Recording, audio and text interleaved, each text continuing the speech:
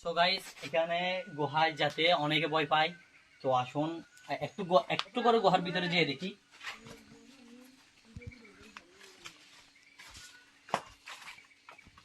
গুহা এই গুহাটা একদম নীরব নিস্তব্ধ বললেই চলে।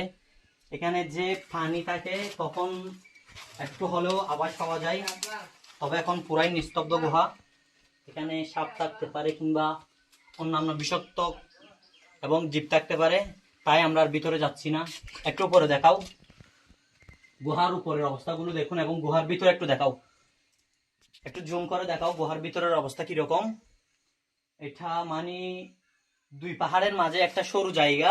এই জায়গায় আমরা ট্রাভেল করতে এসেছি। এখানে এখানে কোনো কাজ করেছিল তারা। এই একটু দূরে যাও, একটু দূরে যাও, দেখেন এখানে কতগুলো লোহা আছে। এই লোহা দিয়ে হয়তো তারা কোনো কাজ করেছিল পূর্বে, পূর্বে কোনো কাজ করেছিল, তবে এখন এখানে পানি নাই, যার কারণে তারা সামনের দিক থেকে একটা একটা কুয়া থেকে পানি তুলতেছে।